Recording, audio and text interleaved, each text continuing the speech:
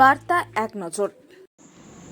ডব্লিউবিসিএসে বাংলা বাধ্যতামূলকের সিদ্ধান্ত বাতিল করে হিন্দি উর্দু ঢোকানোর বিরুদ্ধে বৃষ্টি ভেজা কলকাতায় বাংলা পক্ষর মহামিছিলের জনজোয়ার। বৃষ্টি ভেজা কলকাতায় বাংলা পক্ষের মহামিছিল জনজোয়ার। হাজার হাজার বাঙালির ভিড়। ডব্লিউবিসিএসে হিন্দি উর্দু চলবে না, অন্য সব রাজ্যে যে সেই রাজ্যের ভাষা বাধ্যতামূলক, তাই বাংলা বাধ্যতামূলক চাই। বাংলার পক্ষর দীর্ঘ আন্দোলনের পর রাজ্য সরকার ডব্লিউবিসিএস পরীক্ষায় 300 নম্বরের বাংলা ভাষার পরীক্ষা বাধ্যতামূলক করেছিল। শুধু দার্জিলিংয়ের জন্য নেপালি ভাষার বিকল্প রাখা হয়েছিল। বাংলা শিক্ষা জগৎ থেকে শুরু করে শিল্প চর্চা, সাহিত্য, সংস্কৃতি জগতের বিশিষ্ট ব্যক্তিরা বাংলা পক্ষর এই আন্দোলনের পাশে ছিলেন। মাননীয় মুখ্যমন্ত্রীকে বাংলা বাধ্যতামূলকের দাবিতে দেওয়া ডেপুটেশনে তারা স্বাক্ষর করেছিলেন। বাংলা সরকারের ক্যাবিনেট বৈঠকে এই দাবি স্বীকৃতি পায় ও বাংলা ভাষা বাধ্যতামূলক করার গেজেট নোটিফিকেশন প্রকাশিত হয়। পরে বাংলার পাবলিক সার্ভিস কমিশন নতুন সিলেবাসে পরীক্ষার বিষয়ে নোটিফিকেশন করে। বাংলার ডব্লিউবিসিএস পরীক্ষা ছাত্রছাত্রীদের মধ্যে ছিল খুশির হাওয়া। অথচ কিছুদিন আগে হঠাৎ একটি নোটিশ এই সিলেবাস বদলের সিদ্ধান্ত প্রত্যাহার করা হলো। অর্থাৎ আগের মতোই হিন্দি উর্দুতে ডব্লিউবিসিএস দেওয়া যাবে। সরকারের এই সিদ্ধান্ত হিন্দি উর্দু লবির কাছে আত্মসমর্পণ এবং বাঙালির সাথে বিশ্বাসঘাতকতা। বাংলা বাধ্যতামূলকের সিদ্ধান্ত বাতিলের বিরুদ্ধে গর্জে উঠেছে বাংলা পক্ষ। আজ কলকাতার বিড়লা প্ল্যাটিনামের নিকটবর্তী 21 উদ্যানের থেকে হাজার মোড় পর্যন্ত প্রতিবাদ মিছিল করে বাংলা পক্ষ। এই ভরা বর্ষাতেও কয়েক হাজার বাঙালি এই মিছিলে অংশ নেন। সরকারের এই বাঙালি বিরোধী সিদ্ধান্তের বিরুদ্ধে ক্ষোভ উগরে দিলেন তারা। হিন্দি উর্দু বাতিল করে পুনরায় বাংলা বাধ্যতামূলকের সিদ্ধান্ত পুনর্বহালের দাবিতে স্লোগান উঠল হাজার হাজার কণ্ঠে। মহিলা ও ছাত্রছাত্রীদের সংখ্যা ছিল চোখে পড়ার মতো।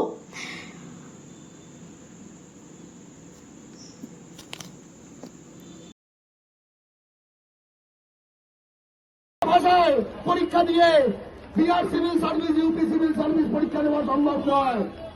তার মানে ওর বাড়িটা বাড়ি, আমার বাড়িটা হোটেল। বাংলা পক্ষ বলতে চায় বাঙালি বাংলার মালিক। আমরা এখানে আমাদের বাড়ি ভাড়া দিতে আসিনি, আমরা আমাদের বাড়ির মালিকানা মালিকানা ফেরত দিতে এসেছি। অনেকদিন সহ্য করা হয়েছে। 1947 থেকে একের পর এক শাসক বহিরাগত তোষণ করে গেছে, তোষণ করে গেছে, তোষণ করে গেছে এবং আজকে চরম সীমায় পৌঁছেছে। আপনারা জানেন 2025 সালে এই বছর বাংলা পক্ষর 7 বছরের টানা আন্দোলনের ফলে ডব্লিউবিসিএস বাংলা বাধ্যতামূলক করে গেজেট বেরোয় এবং প্রতিটি বাঙালি, প্রতিটি ভূমিপুত্র, এমনকি যারা বহুদিন ধরে এখানে থেকে গেছে, আমাদের মতো হয়ে গেছে, তারাও বলেছিল এটা একটা ভালো সিদ্ধান্ত। এটা লড়াই করে করতে হয়েছে, এটাই লজ্জার। তবুও ঠিক আছে হলো। কিন্তু আমরা কি দেখলাম? এই ববি হাকিম, এই জাভেদ খান, এই বিবেক গুপ্তা, এই জিতেন দেওয়ারি, এই অর্জুন সিং, আর এগুলো তো সব ইউপি বিহার থেকে আসা। আমাদের বাংলার বাঙালি ছেলে শুভেন্দু অধিকারী সে বলল বাংলা বাধ্যতামূলক করা যাবে না। কত লজ্জার কথা। আজকে 29 তারিখ, আজ থেকে 8 দিন পরে মহারাষ্ট্রে শাসক দল, বিরোধী দল সকলে মিলে হিন্দি চাপিয়ে দেওয়ার বিরুদ্ধে বিরাট সমাবেশ করছে। এইটাই ভারতে স্বাভাবিক, আর এটা অস্বাভাবিক জায়গায় পরিণত হয়েছে, যেখানে বিরোধী দল তারা বহিরাগতদের দালাল, তারা ডব্লিউবিসিএস হিন্দি উর্দু ঢোকাতে চায়, আর শাসক দল নির্লজ্জের মতো আত্মসমর্পণ করে দেয় এবং ডব্লিউবিসিএস বাংলা বাধ্যতামূলকের যে গেজেট তা স্থগিত বা বাতিল করে বাঙালির সঙ্গে বেইমানি করে। বাঙালি আর বেইমানি মানবে না।